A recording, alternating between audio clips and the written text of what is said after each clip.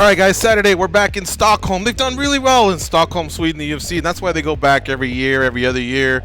I expect a gangbusters type of a crowd, and of course, they got their hero there, Alexander Gustafsson, in the main event against Anthony Smith. It's UFC on ESPN Plus 11. We're on the 11th card of the ESPN Plus era.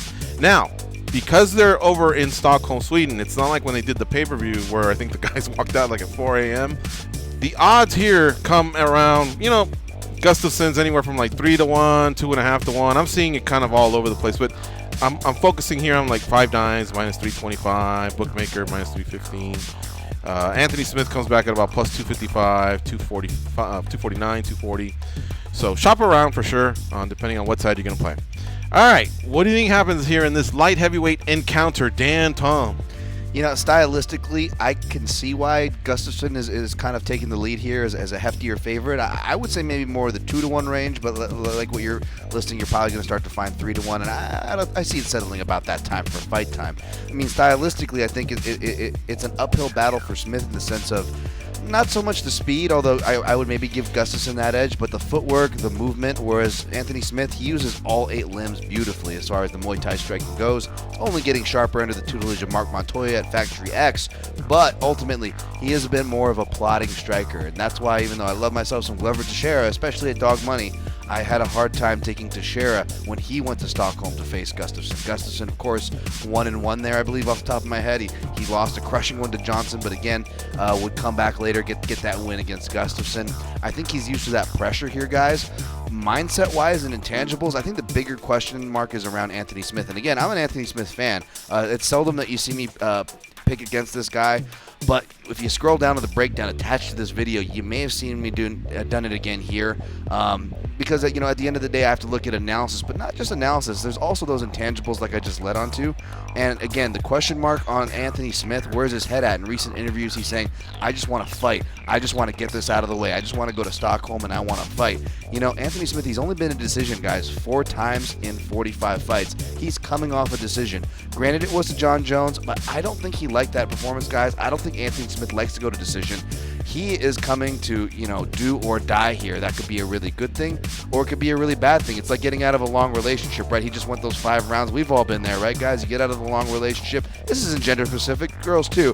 What's the thing you want to do? You want to just get back in there sometimes. That's your initial reaction. You just want to get back in the game. You want to get back in the mix. But what happens, guys? Sometimes you get your best stories from those experiences, but more often than not, you draw from the crazy end of the pool, and you don't know what you're going to get, to put it kindly. So that's what makes me nervous if I'm supporting Anthony Smith here. So for a pick, I'm probably going to be going toward Gustafsson, probably by decision, because Anthony Smith is very tough to get out of there. He's a tough guy as well.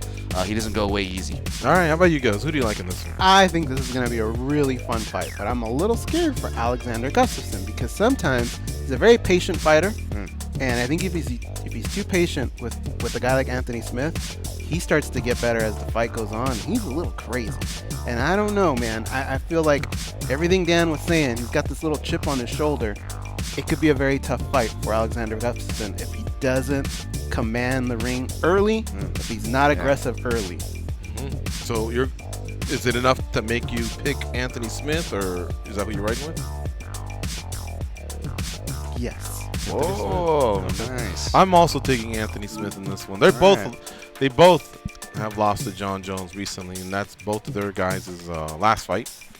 Except with Gustafsson, I feel like that loss was a huge letdown for him, and I got to see him pick himself up. I didn't see Anthony Smith. I've seen him at his worst already, from like the Maheta fight. Yes. Yep. And I've seen how he's been able to come back from that. Yeah. With Gustafsson, I guess his biggest fight ever was to John Jones, the first fight, and the comeback trail was like filled with ups and downs. And it didn't help that when Jones was out, a gentleman by the name of Daniel Cormier was sitting at the top. Poor Gustafsson, seriously. But I want to see how he picks himself up after this fight, because he, along with many fighters, he's not the only one. Sometimes he shows a disinterest in the sport, and I don't like the back fighters, when they have that problem. Now, if I'm gambling, for sure I'm taking Anthony Smith. Okay. I've always loved his ability to explode and finish a fighter when he has the chance. But even in a straight up, because that's all we're picking here is just straight up who's going to win the fight, I'm still taking Anthony Smith. I think he rebounds better off of losses. I think the skill set's a little bit more similar. I think this has something to do with the fact that Gustafsson's just a long time top 3 guy at light heavyweight. He's at home. The reach, I mean, he's got certain advantages that a lot of gamblers look for, but I'm going to ride with Anthony Smith. I mean, this is going to be a really, really great fight, and whoever wins, it's going to be a huge, huge lift for them coming out of this, because 205 in a way is in some shambles. I think they're rebuilding, but whoever can hang in there, you never know if they can find themselves back in the ring with Jon Jones, especially a guy like Anthony Smith. He's only been in there once. Alex Gustafsson's going to have to look for maybe someone to take out Jon Jones and then maybe find a way in there, because these guys have to fight off the Rakic's of the world, the Walkers of the world, others 205ers that are climbing through. My man from Anderson, Victorville, Dominic Reyes. Corey Anderson, Dominic Reyes. I mean, so it's going to get exciting, and these veterans need that key win, so it'll be interesting to see. And you never know, man. I may be leaning early and telling you guys here, but watch out. I think Maheta Santos is a little bit more dangerous than a lot of people are leading on to believe about the guy. But that's still a couple months away. So enjoy UFC on ESPN Plus 11 Saturday, 1 p.m. Eastern start time, because they're in Stockholm. Time difference. Get it? All right. That's it.